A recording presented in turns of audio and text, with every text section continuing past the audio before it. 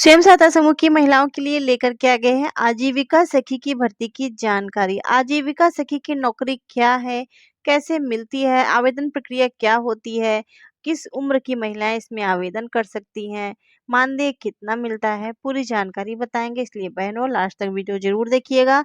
Channel पर पहली बार आई हैं तो सब्सक्राइब जरूर कर लें।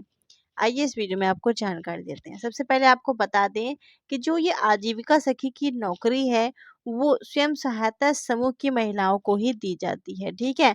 लेकिन यह नौकरी ग्राम संगठन से मिलती है। अगर आपके यहाँ ग्राम संगठन बना हुआ है, देखिए पहले समूह बनता है, फिर ग्राम संगठन बनता है, फिर सीएलएफ बनता है।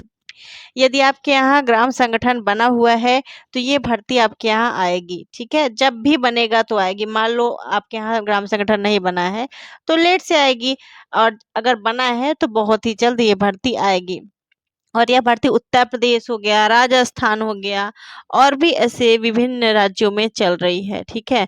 अभी मेरे पास जो जानकारी आई है उसके मुताबिक राजस्थान में चल रही है और ये भर्ती उत्तर प्रदेश में भी चल रही है। अभी सभी जिलों में इसकी भर्तियां हुई भी नहीं है, ठीक है, और लेकिन बहुत ही जल्द हो जाएंगी। तो मैंने आपको बता दिया है कि आजीविका सखी की भर्ती के लिए आपका ग्राम संगठन में भी होना जरूरी है समूह के साथ साथ, ठीक है। और इसके अलावा बात करें यहाँ पर आपकी उम्र, महिला की आयु सीमा जो है 21 से 45 वर्ष के बीच होनी चाहिए। और इसके अलावा राजस्थान में जो आजीविका सखी की भर्तियां हो रही हैं वहां पर भी कुछ ऐसा ही है, ठीक है। पूरे देश में एक तय रकम नहीं मिलती है, जिसे राज्य और विभाग सखी के प्रकार के अनुसार बदलता है, यानी कि हर राज्य में अलग अलग मानदेय मिल सकता है। लेकिन इनका स्टार्टिंग मानदेय जो है 6,500 के आसपास है। 6,500 से 15,000 रुपए के बीच में आजीविका सखी की भर्ती में मतलब कि मानदेय मिलता है। इसके अलावा 15,000 रुपये हर राज्य में नहीं मिलता है। सब राज्य का अपना अलग अलग सिस्टम है, अलग अलग नियम है, ठीक है। 6,500 से 15,000 के बीच में इनको मानदेय मिलता है। इसके अलावा आपका समूह से जुड़ना जरूरी है। स्थानीय स्तर पर चयन, सिफारिश, प्रशिक्षण और संबंधित मिशन विभाग की प्रक्रिया के आधार पर होता है। और कोई एक राष्ट्रीय परीक्षा या एक जैसी चयन प्रक्रिया भी नहीं होती है, ठीक है, हर जगह पर। इसके लिए आपको अपने ब्लॉक में संपर्क करना होता है।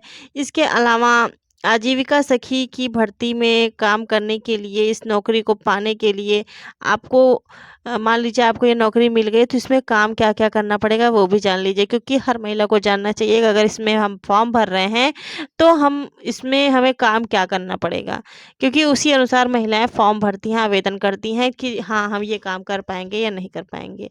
इतना जान लीजिए, समूह में कोई भी नौकरी कर रही है तो आपको घर से बाहर तो जाना ही पड़ेगा, ठीक है।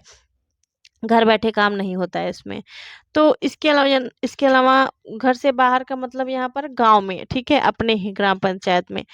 और इसमें जो काम होते हैं वो होते हैं समूह की महिलाओं को आजीविका के नए काम की जानकारी देना, जो कि आपको ब्लॉक से मिलेगी, ठीक है।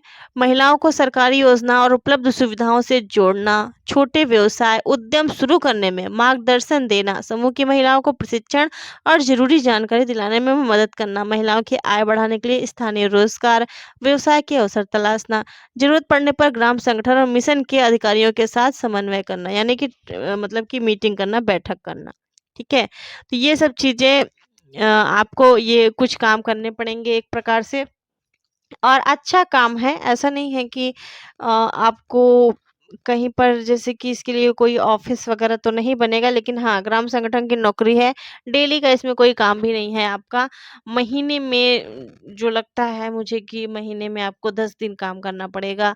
और देखिए काम के हिसाब से ही जिस जैसे सरकार की योजनाएं आएंगी या आपको ब्लॉक से काम बताया जाएगा उसी हिसाब से आपको काम करना पड़ेगा। लेकिन ये कहें कि महीने के 30 दिन आपको काम करना पड़ेगा तो ऐसा नहीं है इसमें। लेकिन हाँ मानदेय अच्छा है, काम भी अच्छा है, और अगर आप करना चाहें तो कर सकती हैं आजीविका सखी की नौकरी, ठीक है। लेकिन अभी इसमें आवेदन नहीं हो रहे हैं। तो यह थी छोटी सी जानकारी, कैसी लगी कमेंट करके बताइएगा। अगर आपका कोई भी सवाल हो तो आप लोग बहनें कमेंट करके पूछ सकती हैं। धन्यवाद।